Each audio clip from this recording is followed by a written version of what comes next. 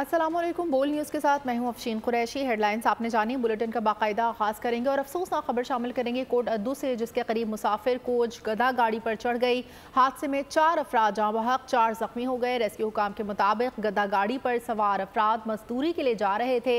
मुसाफिर बस रावलपिंडी से राजनपुर जा रही थी। हादसे के बाद मुसाफिर कोच का ड्राइवर फरार हो गया। लाशों और जख्मियों को अस्पताल मुंतकिल कर दिया गया। इसी पर बात करने के लिए हमारे साथ मौजूद है बोल न्यूज़ के नुमाइंदे मुबशिर मिर्ज़ा। मुबशिर मिर्ज़ा, बताइएगा। जी बिल्कुल, ये अफसोसनाक वाक़या आज अलीउल सुबह जो है वो पेश आया। कोटद्दू के दवाही इलाका टिब्बी बोची वाला के करीब जो है सनावा में एक मुसाफिर बस जो रावलपिंडी से राजनपुर जा रहे थे, जिससे स्मोक के बाइक जो है उसको वो रेडियां नजर नहीं आई। 2 रेडियां जिसपे 8 मुसाफिर जो मजदूर थे वो सवार थे, और जिसमें से मौके पर जो है वो चार अफराद की जो है वो मौके पर डेथ हो गई है, जबकि 4 अफराद को रेस्क्यू ने जो है वो हॉस्पिटल मुंतकिल कर दिया। जख्मियों की हालत जो है इंतहाई तशवीशनाक बताई जा रही थी, जिसमें अभी करंट जो है हमें मालूम ये हुआ है रेस्क्यू जराये से कि जो 5वां मजदूर था वो भी जो है हॉस्पिटल जाकर जो है उसने दम तोड़ दिया, जबकि अब जाबाक होने वाले अफराद की जो तादाद है वो 5 हो चुकी है। मुसाफिर बस को जो है वो सनावा पुलिस ने अपनी तहवील में ले लिया है, और जो जख्मी हैं उनको इस वक्त अस्पताल मुंतकिल कर दिया गया है। जी, जख्मी को अस्पताल मुंतकिल कर दिया है और हादसा स्मोक के बाइस पेश आया। बहुत शुक्रिया मुबशिर मिर्ज़ा। मज़ीद खबरें शामिल करते हुए आपको बताएंगे, नवाज शरीफ का 4 साल बाद बाकायदा सियासी सरगर्मियों का आगाज़। मरकजी सेक्रेटेरिएट में इजलास की क़यादत की, वफूद से मुलाकात की। कहना था मकसद पाकिस्तान को महंगाई, बेरोज़गारी और दहशत गर्दी से पाक करना है। मौशी बहाली के लिए सियासी इस्तेहकाम लाजिम है। पार्टी रहनुमाओं को तमाम सियासी जमातों से राब्तों का भी टास्क सौंप दिया। नून लीग का PTI की दस्तयाब क़यादत से भी राब्ते का फैसला। बोल न्यूज़ इजलास की अंदरूनी कहानी सामने ले आया। मुस्लिम लीग नून के कायद नवाज शरीफ का 4 साल बाद बाकायदा सियासी सरगर्मियों का आगाज। मरियम नवाज के हमरा जाती उमरा से नून लीग के मरकजी सेक्रेटेरिएट पहुंचे। सदर नून लीग शहबाज शरीफ, ख्वाजा आसिफ, इसहाक डार, एहसन इकबाल समेत नून लीग की क़यादत भी मौजूद थी। नवाज शरीफ ने कारकुनों को इलेक्शन की तैयारी का पैगाम देते हुए कहा, तरक्की का सफर वहीं से शुरू करेंगे जहां से खत्म हुआ था। इकोनॉमी ऐसी चीज है जो जिसके दायरे में सब कुछ आता है, तो इस पे भी इंशाल्लाह अगर अल्लाह ने दोबारा मौका दिया तो भरपूर तवज्जो हमारी सबकी जो है वो इकोनॉमी पे होगी। तो इकोनॉमी में अगर हम अपने आम आदमी को कोई खिदमत कर सके तो इससे ज़्यादा खुशी हमें और क्या हो सकती है। सियालकोट के साबिक MPs और टिकट होल्डर से मुलाकात में कहा, मुआशी बहाली के लिए सियासी इस्तेहकाम लाजिम है। पाकिस्तान बहुत कुछ कर सकता है। मैंने भी पिछले लाहौर में जो भी जलसा हमारा हुआ है उसमें मैंने अपना कहा था कि मैंने कहा कि अगर 1990 का मोमेंटम जारी रहता तो आज पता नहीं शायद साउथ कोरिया को भी पीछे छोड़ गया होते एशिया। कायद नून लीग ने पार्टी रहनुमाओं को तमाम सियासी जमातों से राबतों का टास्क भी सौंप दिया। बोल न्यूज को मौसूल अंदरूनी कहानी के मुताबिक लीगी क़यादत ने पाकिस्तान तहरीक इंसाफ की दस्तयाब क़यादत से भी राबते का फैसला किया। कायद नून लीग ने पार्टी रहनुमाओं को तमाम सियासी जमातों से राबतों का भी टास्क सौंप दिया। आसिफ जरदारी और नवाज शरीफ के दरमियान टेलीफोन पर राब्ता। साबिक सदर ने लीगी कायद को मुल्क वापसी पर मुबारकबाद दी। दोनों रहनुमाओं ने अवाम को ज़्यादा से ज़्यादा रिलीफ फराहम करने पर इतफाक़ किया। जल्द मुलाकात पर भी मुत्तफ़िक़। आसिफ जरदारी कहते हैं 8 फरवरी का सूरज बिलावल की फतह का पैगाम लेकर तुलू होगा। हर कारकुन बेनज़ीर भुट्टो शहीद का सफ़ीर बनकर इंतखाबी मुहिम शुरू कर दे। बिलावल भुट्टो इंतखाबात में क्लीन स्वीप के लिए पुरुमीद। कहते हैं आइंदा का वज़ीर आज़म लाहौर से नहीं होगा। मुखालिफिन मिलकर भी पीपल्स पार्टी को हरा नहीं सकते। 8 फरवरी तीर का जीत का दिन होगा। जिसको पीपल्स पार्टी टिकट देगी वो कामयाब होगा। ज़िमनी बल्दियाती इलेक्शन में पीपल्स पार्टी की जीत 8 फरवरी का ट्रेलर है। तमाम सियासी जमातों के साथ राब्ते जारी रखेंगे। 9 मई के जिम्मेदार और पुश्तपनाही करने वालों को कोई माफ़ी नहीं मिलेगी। हर पाकिस्तान की शहरी एक उम्मीदवार तो बन सकता है, मगर आखिर जो फैसला है वो अवाम करेंगे। और मैं पुरुमीद हूँ कि पाकिस्तान के अवाम इस बार पाकिस्तान का वजीर आजम लाहौर से तो नहीं होगा। मेरा ख्याल में आपके पास ये पुराना खबर है, सदर जरदारी साहब का जो राब्ता हुआ था मियाँ साहब के साथ, वो तो अपना उनका वतन वापसी के आज खबर आई है, आज शायद खबर आया होगा, खबर पुराना है और बातचीत तो होता रहता है। इंशाअल्लाह ताला हमारा रास्ता तमाम सियासी जमातों के साथ रहेगा और इलेक्शंस में पाकिस्तान पीपल्स पार्टी के मुताबिक लड़ेंगे। हम मैदान में हैं और जीत भी रहे हैं, आज से नहीं, इन बाई इलेक्शन से नहीं, मगर आती इलेक्शंस में भी पाकिस्तान पीपल्स पार्टी मैदान में थे और जीते। बाई इलेक्शंस में भी पाकिस्तान पीपल्स पार्टी मैदान में थे और जीते। आप उनसे पूछे जो बाई इलेक्शंस में मैदान से भाग रहे थे, जो बल्दियाती इलेक्शंस में मैदान से भाग रहे थे, जो नवंबर के जनरल इलेक्शन से मैदान से भाग रहे थे। हम जानते हैं कि दहशतगर्द कौन है और हम जानते हैं कि दहशतगर्दी का मुकाबला कैसा किया जाता है। कराची के क्या पूरा पाकिस्तान के जो नौजवान हैं वो रोजगार चाहते हैं। जब पीपल्स पार्टी की हुकूमत आई है तो पाकिस्तान के अवाम को रोजगार मिला है। पीपल्स पार्टी और मुस्लिम लीग नून एक दूसरे पर लफ्जी गोलाबारी तेज हो गई। पीपल्स पार्टी रहनुमा शर्जील इनाम मेमन कहते हैं एक जमात इलेक्शन लड़ने से घबरा रही है, सिंध में नए इत्तेहाद बनाए जा रहे हैं, आइंदा इलेक्शन में पीपल्स पार्टी क्लीन स्वीप करेगी। मुस्लिम लीग नून के रहनुमाओं का कहना है कि पीपल्स पार्टी वाले लेवल प्लेइंग फील्ड का रोना ना रोएं, इलेक्शन फील्ड में आए। एक तरफ कहते हैं लेवल प्लेइंग फील्ड नहीं और दूसरी तरफ कहते हैं क्लीन स्वीप करेंगे। इलेक्शन की तैयारियां जारी, सियासी गर्मा गर्मी भी बढ़ने लगी। पीपल्स पार्टी और मुस्लिम लीग नून की एक दूसरे पर लफ्जी गोलाबारी तेज हो गई। शर्जील मेमन का आइंदा इलेक्शन में पीपल्स पार्टी के क्लीन स्वीप करने का दावा। कहते हैं एक जमात इलेक्शन से घबरा रही है, सिंध में नए इत्तेहाद बनाए जा रहे हैं। सबको पता है कौन इलेक्शन से भाग रहा है, कौन डर रहा है इलेक्शन से, कौन सी जमात ऐसी जो वो इलेक्शन की तरफ जा रही है। तारीखी फतेह, चाहे वो खैबर पख्तूनख्वा हो, चाहे बलूचिस्तान हो, चाहे सेंट्रल पंजाब हो, चाहे साउथ पंजाब हो, चाहे सिंध भर हो और सिंध के शहरी इलाके हो, सिंध के देही इलाके हो, आपको पीपल्स पार्टी एक मजबूती के साथ मिलेगी। मरियम औरंगजेब ने पीपल्स पार्टी को इलेक्शन के मैदान में मुकाबले का चैलेंज देते हुए कहा, पीपी वाले लेवल प्लेइंग फील्ड का रोना ना रोए, इलेक्शन फील्ड में आए। इस वक्त जो लेवल प्लेइंग फील्ड की बात कर रहे हैं उनको मेरा मशवरा है कि वो लेवल प्लेइंग फील्ड का रोना ना रोएं, बल्कि फील्ड में इलेक्शन की तैयारी करें जैसे पाकिस्तान मुस्लिम लीग नून कर रही है। ख्वाजा आसिफ बोले, शरीफ खानदान ने सबसे ज्यादा झूठे मुकदमे और सजाएं काटी हैं, सबको यकसा मौके मिलने चाहिए। ये सब इलेक्शन लड़ेंगे, अभी फैसले सारे होंगे, अच्छा लेवल प्लेइंग फील्ड होनी चाहिए, क्या समझते हैं आप? सबके पास लेवल प्लेइंग, खड्डा छेड़ा किसी से नहीं है। ख्वाजा साद रफीक ने कहा, मुल्क के आइंदा वज़ीर आज़म नवाज शरीफ होंगे, माजी में इस्तीफे दिए ना ही धरने दिए, अब 2023 में भी मैदान में डट कर मुकाबला करेंगे।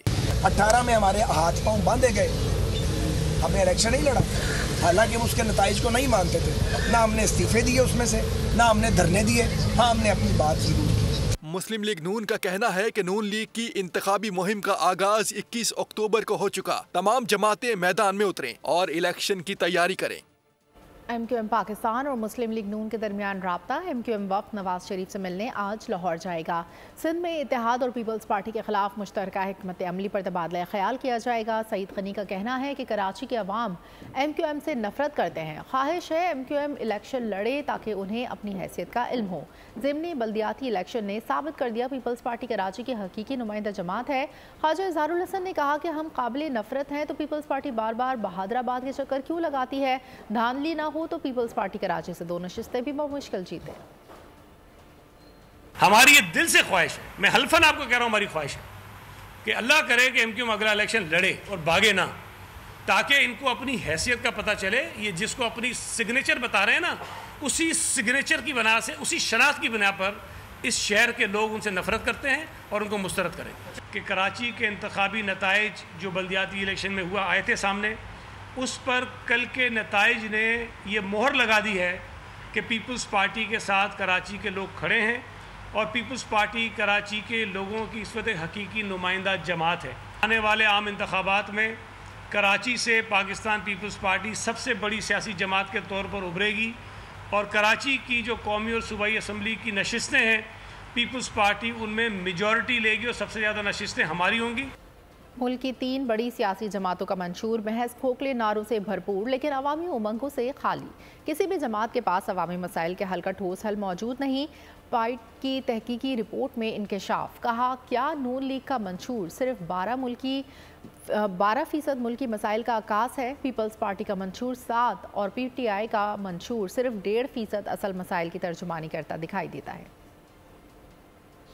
वतन अजीज़ पाकिस्तान में 7वें आम इंतखाबात का बिगल बज चुका। सियासी जमातें अपने अपने पहलवानों के साथ सियासी दंगल में कूदने को तैयार हैं। दुनिया भर में इंतखाबी मुहिम का आगाज पार्टी मंशूर की रुनुमाई से होता है, जो बदकिस्मती से पाकिस्तान में बस टी पार्टी या रोटी पानी का इवेंट होता है। कमोबेश तमाम जमातों के पास अवामी मसाइल के हल के बजाय शख्सियत परस्ती पर जोर है, जिसका नतीजा ये है कि सियासी जमातों के मंशूर महज खोखले नारों से भरपूर लेकिन अवामी उमंगों से खाली है। Pakistan Institute of Development Economics PIDE की रिपोर्ट के मुताबिक पाकिस्तान की 3 बड़ी सियासी जमातों पाकिस्तान पीपल्स पार्टी, पाकिस्तान मुस्लिम लीग नून और पाकिस्तान तहरीक इंसाफ के मंशूर अवामी मसाइल का वाज़े हल देने से कासिर दिखाई दे रहे हैं। तकाबली जायजे से जाहिर होता है कि मंशूर में वाज़े रूट मैप और पॉलिसी की बजाय होमवर्क किए बगैर खोखले दावों से ही काम चलाया गया है। रिपोर्ट में 18 अहम तरीन मसाइल और कलीदी शोबों की बुनियाद पर तीनों बड़ी सियासी जमातों के मंशूर को परखा गया। रिपोर्ट मुरतब करने के लिए हर शोबे या मसले के लिए ज्यादा से ज्यादा 100 स्कोर रखा गया। मायूस कुन तौर पर पाकिस्तान पीपल्स पार्टी ने 18 में से 17 शोबों में 0 कारकर्दगी का मुजाहरा किया। PTI 18 में से 13 जबकि मुस्लिम लीग नून 12 शोबों में कारकर्दगी से आ रही थी। मजमुई तौर पर तीनों बड़ी सियासी जमातों ने 20% से भी कम स्कोर किया। 20% कारकर्दगी का भी जायजा लिया जाए तो नून लीग का मंशूर सिर्फ 12% मुल्की मसाइल का अक्कास है। पीपल्स पार्टी का मंशूर 7 और PTI का मंशूर सिर्फ 1.5% असल मसाइल की तर्जुमानी करता दिखाई देता है। सवाल पैदा होता है कि क्या सियासी जमातें मसाइल का इदराक रखती हैं? क्योंकि किसी भी सियासी जमात ने आज तक ऐसा रूट मैप नहीं दिया कि वो इख्तिदार में आने के बाद मसाइल को हल कैसे करेगी। किसी सियासी जमात के मंशूर में तरक्की के लिए तवीलुल मुद्दत हिकमत अमली दिखाई नहीं देती। पाइट की एक और रिपोर्ट के मुताबिक 2018 से 2021 तक पार्टी लीडर्स के ट्विटर अकाउंट्स के तजिए से साफ दिखाई देता है कि इंतखाबी मंशूर में जिस विजन की बात की गई थी वो इंतखाबात के बाद कहीं दिखाई नहीं दिया। ट्विटर या एक्स अकाउंट्स पर PPP और नून लीग की क़यादत सियासी तनाज़ात या खानदानी अजमत के गुण गाती रही, जबकि PTI अकाउंट्स का तजिया बताता है कि वहाँ मसला कश्मीर मुल्क को दरपेश दीगर मसाइल पर छाया रहा।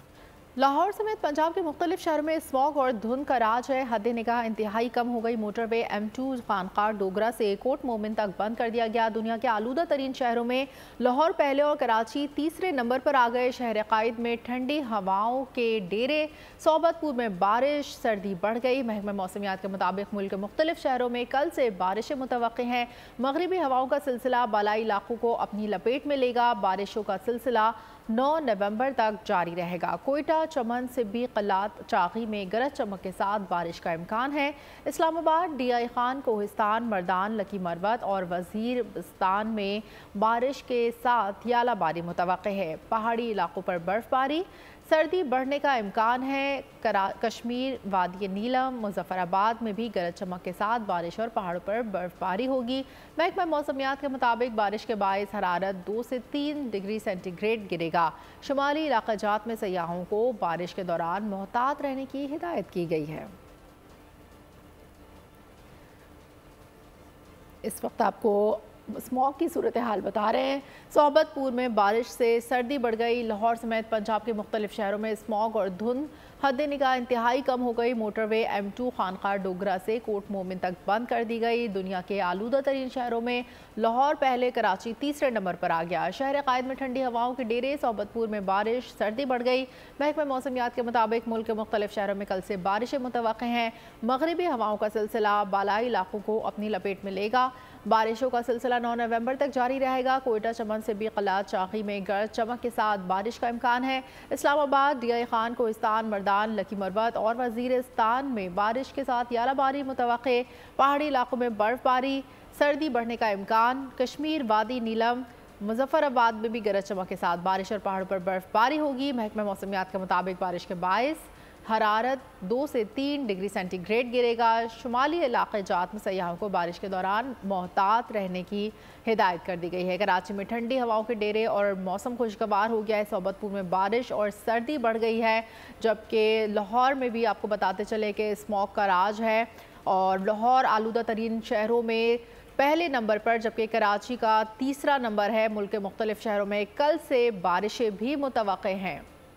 बारिशों का सिलसिला 9 नवंबर तक जारी रहने का इम्कान जाहिर किया गया है, जबकि आपको बताते चलें कि स्मॉग का राज है। लाहौर आलूदा तरीन शहरों में पहले नंबर पर है। सयाहों को बारिश के दौरान मोहतात रहने की हिदायत भी की गई है। पंजाब के मुख्तलिफ शहरों में स्मॉग और धुंध का राज है। हद निगाह सिफर रह गई है और इसके बाइस कई हादसात भी पेश आ रहे हैं। मोटरवे M2 खानका डोगरा से कोट मोमिन तक के स्मॉग के बाइस बंद कर दी गई है। मज़ीद तफसीलात जानेंगे बूल न्यूज़ के नुमाइंदा महापारा से। महापारा, बताइएगा इस वक्त आप कहां पर मौजूद हैं और स्मॉग की क्या सूरत हाल है? जी बिल्कुल, मैं इस वक्त इस्लामाबाद की मेन जो रोड है वहाँ मौजूद हूँ। अगर इस्लामाबाद के मौसम के बारे में बात की जाए तो इस्लामाबाद का मौसम जो दिन के वक्त है वो खुश्क रहेगा और शाम के औकात में बारिश की जो तवक्को है, और दिन का जो दर्जा हरारत है वो ज़्यादा से ज़्यादा दर्जा हरारत आज 27 रहेगा इस्लामाबाद का, और कम से कम जो दर्जा हरारत है वो 10 डिग्री सेंटीग्रेड रहने का इम्कान है। महकमा मौसमियात की जानिब से मुल्क के मुख्तलिफ इलाकों में बारिशों की जो पेशन गोई की गई है और उसके बाद जो मौसम सरमा है उसकी मुकम्मल तौर पर आमद हो जाएगी।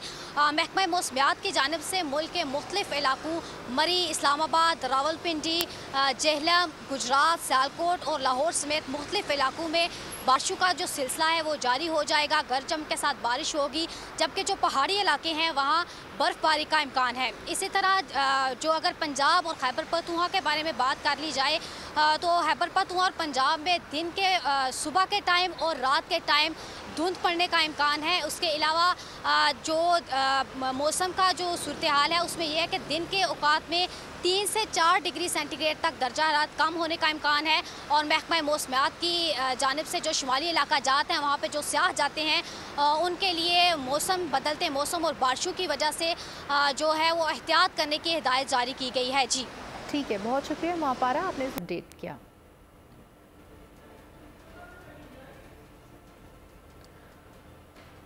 उकाड़ा और गिरदनवा में भी स्मॉग का राज है। सर्दी की शिद्दत में भी इजाफा हुआ है, जबकि गहरी स्मॉग के बाइस ट्रैफिक की रवानी मुतासर हो रही है। मजीद जानते हैं उकाड़ा से हमारे नुमाइंदे राव नदीम से। जी राव नदीम, बताइएगा एयर क्वालिटी इंडेक्स के हवाले से। जी बिल्कुल, माह नवंबर का महीना स्टार्ट होते ही फ़ज़ाई आलूदगी में बहुत ज़्यादा इजाफा हो चुका है। उकाड़ा और उसके जो नवाही इलाके हैं जिनमें रिनाला खुर्द, होजरा, शामकीम, शेरगढ़, चूचक, बंगला गुरा समेत तमाम जो दीगर इलाके हैं वो इस वक्त गहरी स्मोक की लपेट में है। स्मोक के बायस हद निगाह जो इंतहाई कम नज़र आ रही है, जिसकी वजह से ट्रैफिक की रवानी भी मुतासर नज़र आ रही है, जबकि स्मोक की वजह से गले और आँखों की बीमारियों में मुसलसल इजाफा हो रहा है। माहिरीन के मुताबिक ये है कि स्मोक से बचने के लिए मास्क का इस्तेमाल इसको यकीनी बनाया जाए, जबकि ट्रैफिक की अगर बात की जाए तो ट्रैफिक की रवानी जो सुस्त रवि का शिकार है। मोटरवे पुलिस की जानिब से ये हदायत जारी की जा रही है कि स्मोक के दौरान आप कोशिश करें कि गाड़ियों में फॉग लाइट का इस्तेमाल इसको यकीनी बनाएं। जबकि महकमा मौसमियात की अगर बात की जाए तो मौसमियात के मुताबिक स्मोक का जो सिलसिला आइंदा रोज़ तक जो है वो मज़ीद बढ़ने का इम्कान जारी किया गया है। जी, फैसलाबाद की तहसील डिचकोट में फॉग और स्मॉग ने मुस्तकिल डेरे डाल लिए हैं। हद निगाह सिफर और माहौल पर मुजरे सराब मुरतब हो रहे हैं। शहरियों के साथ साथ मवेशी और मौसमी फसलें भी मुतासर हो रही हैं। मज़ीद बता रहे हैं नुमाइंदा बोल न्यूज़ राना बिलाल। जी राना बिलाल। हाँ जी बिल्कुल, डिचकोट के मौसम की बात की जाए तो डिचकोट में फोग और स्मोग ने मुश्किल डेरे डाल लिए हैं, जिसकी वजह से निज़ाम ज़िंदगी तब्दील होता जा रहा है और माहौल पर मुसलसल मुज़र असरात जो है मरतब हो रहे हैं। हद निगाह इंतहाई कम हो चुकी है और सारा दिन जो है स्मोक छाई रहती है, जिसकी वजह से शहरी नाक, कान और गले के अमराज में मुब्तला हो रहे हैं, जबकि आँखों में जलन की शिकायत भी आम होती जा रही है। इसके साथ साथ मौसम का हाल बताने वालों की बात की जाए तो उनकी तरफ से भी यही नवीस सुनाई जा रही है कि आइंदा 3-4 रोज़ में हल्की बारिश मुतवक्के है, जिसके बायस जो है धुंध और स्मोग में कमी आ सकती है। इसके साथ साथ अगर आज के दर्जा हरारत की बात की जाए तो आज कम से कम जो दर्जा हरारत है वो 16 सेंटीग्रेड रिकॉर्ड किया गया है और ज़्यादा से ज़्यादा आज 25 रहने का इम्कान है। की जाए तो स्मोग जो है इंसानों के साथ साथ। शुक्रिया, आप इस हवाले से अपडेट किया। यहाँ बुलेटिन में वक्त हुआ एक ब्रेक का, आप हमारे साथ रहें। Welcome back. बात करेंगे गजा की। इसराइल की सफाकियत थम ना सकी, गजा पर बमबारी जारी। इसराइली हमलों में शोहदा की तादाद 10,000 से तजावुज़ कर गई। शोहदा में 4,104 बच्चे, 2,641 ख़वातीन शामिल हैं। इसराइली हमलों में 25,408 फ़लस्तीनी ज़ख्मी हैं। अक़वाम मुत्तहिदा समेत 18 आलमी तंजीमों ने फ़लस्तीन में फ़ौरी सीज़ फायर का मुतालबा कर दिया। उधर मगरबी किनारे में भी इसराइली कार्रवाइयाँ तेज़ हो गई, जहाँ 7 अक्टूबर से अब तक 152 फ़लस्तीनी शहीद हो चुके। हमास के तर्जुमान ने कहा है कि इसराइली फ़ौज मैदान जंग में अपनी नाकामियाँ छुपा रही है।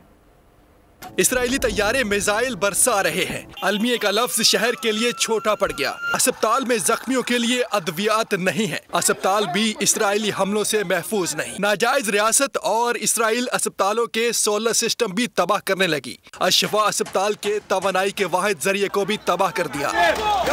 इसराइल ने मगरबी किनारे पर जुल्म ढाने में कमी नहीं की। फलस्तीनी मज़ाहमत के इस्तारे अहद तमीमी को भी गिरफ्तार कर लिया। अहद तमीमी की इसराइली फौज को दांत काटने की वीडियो वायरल हुई थी। इसराइली फौज अस्पतालों के अलावा पानी के कुओं और बेकरियों को भी चुन चुन कर निशाना बना रही है, ताकि गजा के बासियों की जिंदगी मजीद अजीरन हो जाए और वो गजा को खाली करते। इसराइल की इंसानियत सोच पॉलिसी। जनूबी अफ्रीका ने इसराइल से अपने सफारतकारों को वापस बुला लिया। जनूबी अफ्रीका के वज़ीर ख़ारजा ने कहा, फ़लस्तीनियों के कत्लेआम पर तशवीश है। इसराइल के रद्द-ए-अमल की नौयत इज्तिमाई सज़ा बन गई है। तुर्किया, उर्दन, बोलिविया, होंडुरास, कोलंबिया, चिली, बहरान, बहरीन, उर्दन में भी अपने सफ़ीर वापस बुला चुके हैं। फ़लस्तीनियों के खिलाफ इसराइली जारियत को 1 माह हो गया। तारीख के स्याह बाब में कई सफ़ात का इजाफा हो गया। मज़ीद जानते हैं साथी एंकर आमना खटाना से। इसराइली हमलों में अक़वाम मुत्तहिदा के 88 एहलकार मारे जा चुके, जो किसी भी तनाज़े में UN का सबसे बड़ा जानी नुकसान है। गजा और लेबनान में इसराइली हमलों में 36 सहाफ़ी जान गंवा चुके हैं, 8 सहाफ़ी जख्मी हैं, 3 लापता और 8 गिरफ्तार हैं। इसराइली फ़ौज ने ढिठाई से ऐलान किया कि वो सहाफ़ियों के तहफ़्फ़ुज़ की ज़मानत नहीं दे सकती। मगरिब में यूक्रेन जंग का वावेला किया जाता है। यूक्रेन में 1 साल के दौरान 10,000 के लगभग शहरी मारे जा चुके हैं, लेकिन गजा में 1 माह में इतने ही मासूम शहरियों को अब्दी नींद सुला दिया गया, जिनमें निस्फ तादाद बच्चों की है। खैबर पख्तूनख्वा की वादी 13 में सिक्योरिटी फोर्सेस का ऑपरेशन। लेफ्टिनेंट कर्नल समेत 4 फौजी जवान शहीद। फायरिंग के तबादले में 3 दहशतगर्दों को जहानुम हासिल कर दिया। पाक फौज के शोहदा की नमाज जनाजा पेशावर छावनी में अदा। मुकम्मल फौजी एहसास के साथ उनके आबाई इलाकों में सुपुर्द खाक किया जाएगा। वतन अजीज को दहशतगर्दी की नालत से निजात दिलाने के मुकद्दस मिशन में पाक फौज की अजीम कुर्बानियों का सिलसिला जारी। खैबर पख्तूनख्वा के जिले वादी तीरा में दहशतगर्दों से मुकाबला करते हुए पाक फौज के 4 बहादुर सपूतों ने जाम शहादत नोश कर लिया। ISPR के मुताबिक सिक्योरिटी फोर्सेज से फायरिंग के तबादले में 3 दहशतगर्द हलाक जबकि 3 जख्मी हुए। पाक फौज के शोबा ताल्लुकात आमा के मुताबिक 6 नवंबर की रात सिक्योरिटी फोर्सेज ने खुफिया इत्तला पर वादी तीरा में ऑपरेशन किया। दहशतगर्दों के साथ फायरिंग का शदीद तबादला हुआ, जिसमें ऑपरेशन की क़यादत करने वाले 43 साला लेफ्टिनेंट कर्नल मोहम्मद हसन हैदर ने जाम शहादत नोश किया। फायरिंग के तबादले में नायक खुशदिल खान, रफीक खान, लांस नायक अब्दुल कादिर भी शहीद हो गए। वादी तीरा में शहीद लेफ्टिनेंट कर्नल मोहम्मद हसन हैदर और इनके साथियों की नमाज जनाजा पिशावर छावनी में अदा की गई, जिसमें कोर कमांडर पिशावर, आला फौजी अफसरों, जवानों, सिविल हुक्काम और शहरियों की बड़ी तादाद नमाज जनाजा में शरीक हुए। शोहदा को मुकम्मल फौजी एजाज के साथ उनके आबाई इलाकों में सुपुर्द खाक किया जाएगा। ISPR के मुताबिक सिक्योरिटी फोर्सेस पाकिस्तान से दहशतगर्दी के खात्मे के लिए पुरअज़्म हैं और बहादुर जवानों की कुर्बानियाँ इस अज़्म को मजीद मुस्तहकम बनाती हैं। चेयरमैन रोयत हिलाल कमेटी मौलाना अब्दुल खबीर आज़ाद का कहना है कि ये एक अजीम बयानिया है जो फतवे की सूरत सामने आया है। इस बयानिया और पैगाम पाकिस्तान को हर घर की आवाज़ बनाने की ज़रूरत है। चेयरमैन नज़रियाती कौंसिल क़िबला यास ने कहा, शरई राय की पाकिस्तान के मुस्तक़बिल के लिए बहुत अहमियत है। कराची में जारी ग्रैंड ऑपरेशन के दौरान गिरफ्तार गैर कानूनी मुकीम तारिक वतन के कवायद की जांच पड़ताल का सिलसिला जारी है। ग्रैंड ऑपरेशन के 6ठे रोज़ होल्डिंग कैंप पर मज़ीद 134 तारकीन वतन की रजिस्ट्रेशन मुकम्मल कर ली गई है। तफसीलात खुरम गुलजार की इस रिपोर्ट में देखिए। गैर कानूनी मुकीम तारिकीन की वतन वापसी। रजिस्ट्रेशन का अमल आयत में ग्रैंड ऑपरेशन के दौरान 3000 खानदानों को चेक कर लिया गया। गैर कानूनी तौर पर मुकीम 457 तारिकीन वतन को होल्डिंग कैंप मुंतकिल किया गया। होल्डिंग कैंप में पहले रोज 72, दूसरे रोज 137, तीसरे रोज 81, चौथे रोज 77, पांचवें रोज 90 अफराद को होल्डिंग कैंप मुंतकिल किया गया।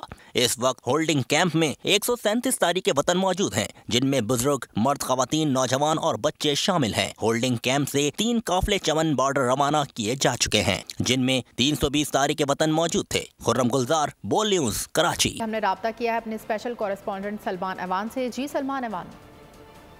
जी बिल्कुल, पाकिस्तान से गैर कानूनी जो तारकीन वतन है उनका इखलास जारी है और इस हवाले से तमाम तर जो बॉर्डर ट्रांजिट पॉइंट्स हैं वहाँ पर बेहतरीन सहूलियात फराहम की गई हैं। लेकिन इस हवाले से जो एक डिफरेंट चीज़ सामने आ रही है वो ये है कि पाकिस्तान से वापस जाने वाले अफगान शहरियों को उनके अपने वतन के अंदर काफ़ी मुश्किलात का सामना है और उनका कहना है कि तालिबान की इंतजामिया की जानिब से या तालिबान की हुकूमत की जानिब से उनके साथ अच्छा सलूक नहीं किया जा रहा। उसके मुकाबले में पाकिस्तान में जहाँ पर वो उनका एक मुहाजिरीन का स्टेटस था या गैर कानूनी स्टेटस था, इसके बावजूद पाकिस्तान की हुकूमत, पाकिस्तान की रियासत ने उनके साथ बेहतरीन या अच्छा सलूक किया। अगर कल के आदादोशुमार की बात करें तो 6 नवंबर को 9816 गैर कानूनी अफगान बाशिंदे वापस रवाना हुए और अब तक ये मजमूई तौर पर तादाद जो है वो 1,98,554 तक पहुंच चुकी है। बहुत शुक्रिया सलमान अवान। टिकटॉक वीडियो बनाने का शौक 2 भाइयों की जान ले गया। कोहाट के इलाके खमकोल में बड़े भाई से टिकटॉक की वीडियो बनाते हुए गोली चल गई, जिससे छोटा भाई दम तोड़ गया।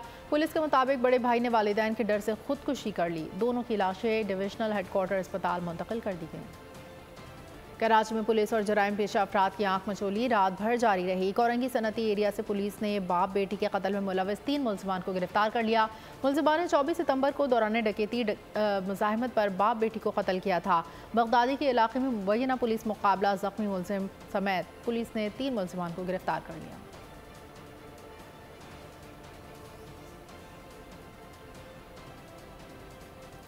स्पेशल इन्वेस्टमेंट फैसिलिटेशन काउंसिल के तहत दुबई में इन्वेस्टमेंट रोड शो का इफ्तिताह किया गया।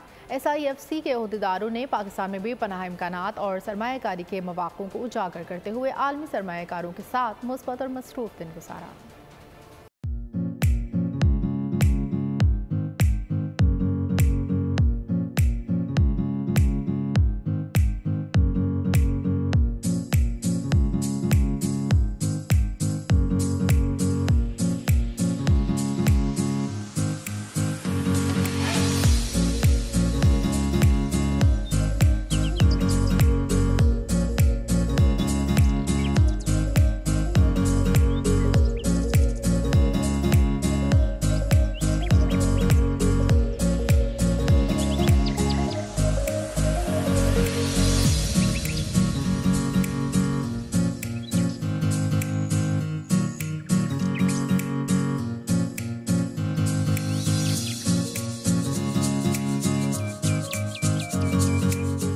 और अब खेलों की खबरों में आपको बताएंगे कि वर्ल्ड कप क्रिकेट का 35 बांग्लादेश ने श्रीलंका को 3 विकेटों से शिकस्त दे दी। बंगाल टाइगर्स ने 280 रन का हदफ 7 विकेटों के नुकसान पर पूरा किया।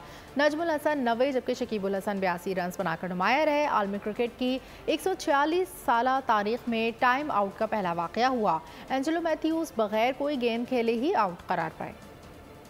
वर्ल्ड कप का 38वां मैच बांग्लादेश ने श्रीलंका को 3 विकेटों से हरा दिया। बंगाल टाइगर्स ने 280 रन का हदफ 42वें ओवर में 7 विकेटों पर पूरा किया। इंटरनेशनल क्रिकेट के 146 साल तारीख में टाइम आउट का पहला वाकया हुआ। एंजेलो मैथ्यूज बगैर कोई गेंद खेले ही आउट करार पाए। मैथ्यूज मैदान में आए, हेलमेट टूट गया। मैथ्यूज ने दूसरा हेलमेट मंगवाया। खिलाड़ी हेलमेट लेकर दौड़ा मगर देर हो गई। शकीबुल हसन की अपील पर अंपायर ने लंकन बैटर्स को आउट करार दिया। ICC कवानीन के मुताबिक बल्लेबाज को 2 मिनट के अंदर इनिंग शुरू करना होती है। हेलमेट तब्दीली के दौरान 3 मिनट गुजर गए। मैथ्यूज ने अंपायर और हरीफ कप्तान दोनों से बहस की। शकीब ने हाथ खड़े कर दिए। अंपायर ने भी एक न सुनी। मैथ्यूज गुस्से में मैदान से निकल गए। आउट की वजह बनने वाला हेलमेट जमीन पर दे मारा।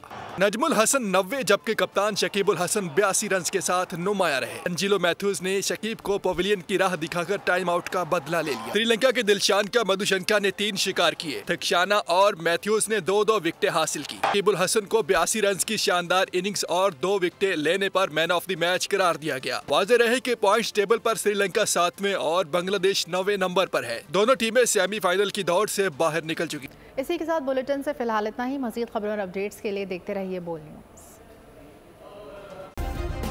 सब्सक्राइब करें और बेल दबाएं ताकि कोई खबर रह न जाए।